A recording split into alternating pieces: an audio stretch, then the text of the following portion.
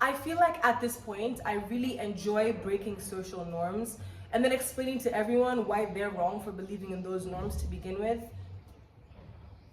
It's just easier than obeying. What's up? K Squad. This is K Squad. I'm the film stylist. And you are watching Elodie Zone, baby. What it do? Yeah.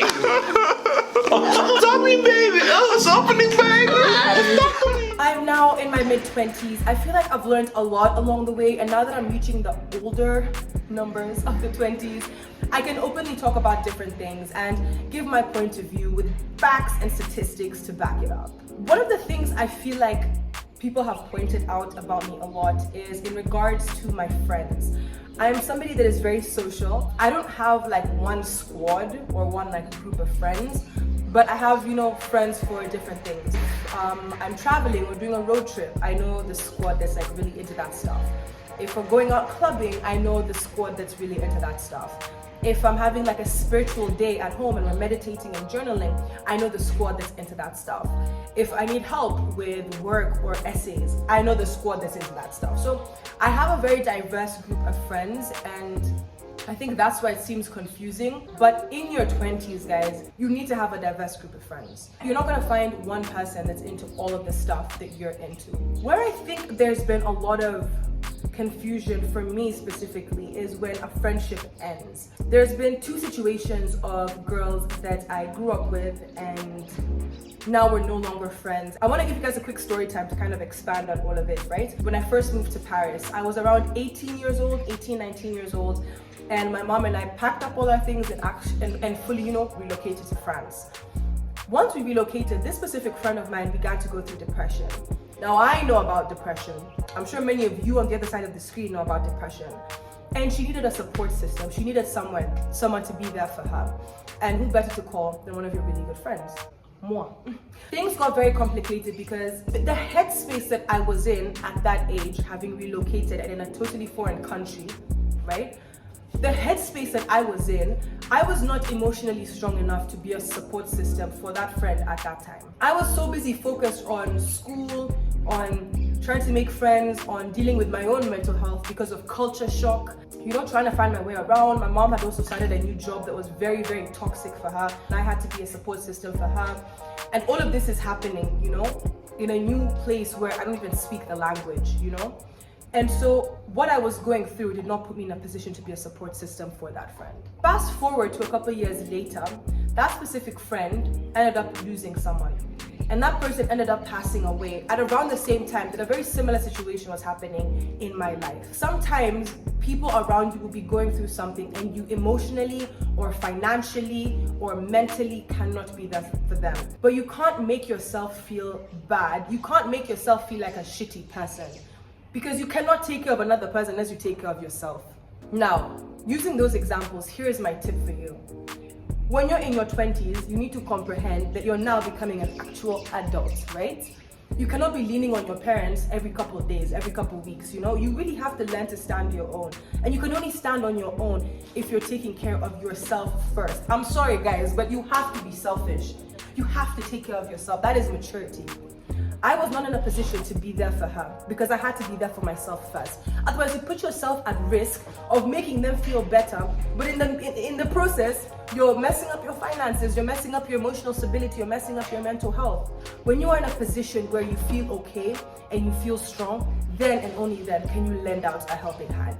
Point blank, period. Just because you feel bad after making a decision doesn't make it the wrong decision. Do that as you please. Something else that always seems to come up is dating and relationships. There's always this thing in your mind of like, oh, you've dated this many people, that means you've dated too many, that means you're a hoe. Oh, you've not dated this many people, that means you can't get any. People have all of these subconscious ideations of what a lot versus little is when it comes to dating, when it comes to your sex life, when it comes to anything intimate, right?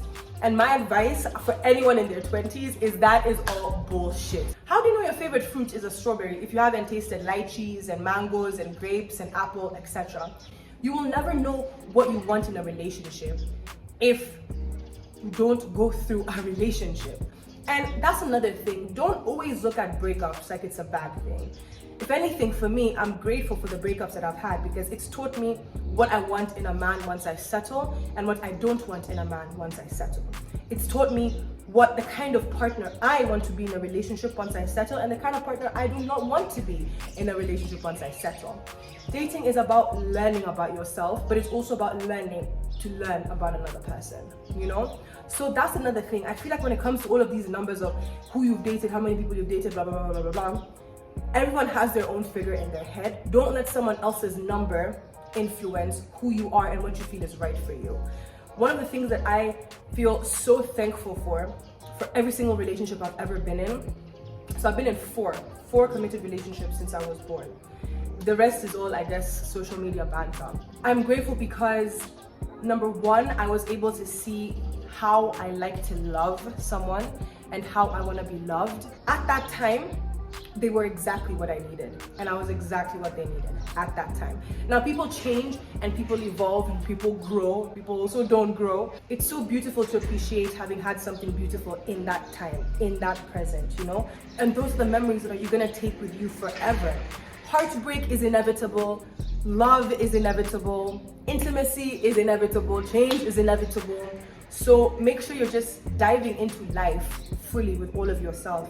Because you literally only have one life, so enjoy it, use it. If you're somebody that cannot wait to commit and settle, go in full force.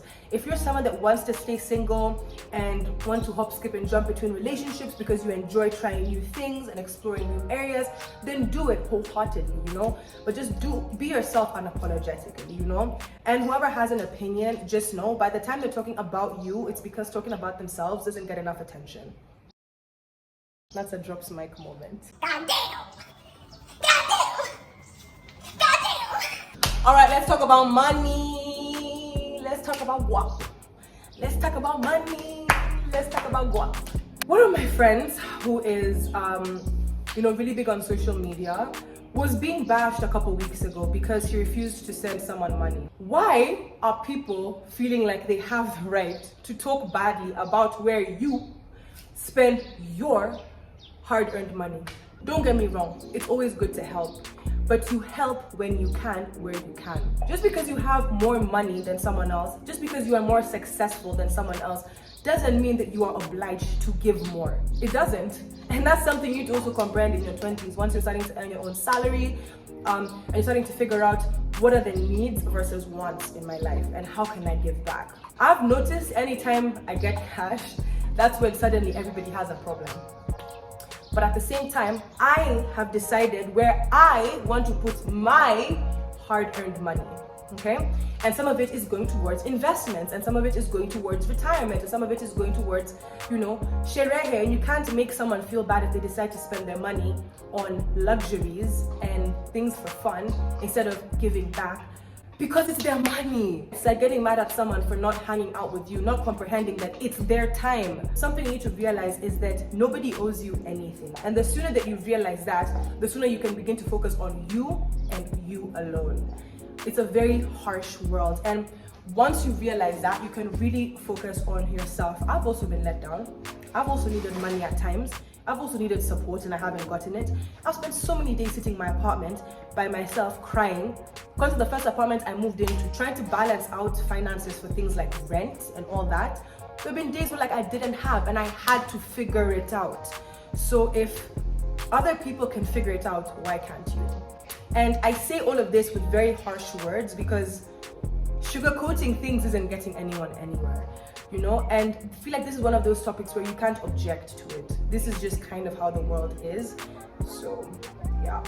I'm curious to know everybody's thoughts on everything that I've talked about. I'm specifically curious to know the thoughts of people that live alone. You've kind of began tackling the world by yourself. You're not really sheltered by your parents or your guardians anymore. I'm really curious to hear what everybody has to say. And I don't know, let's keep exploring our 20s. Yes, scroll. Cause I'm drunk.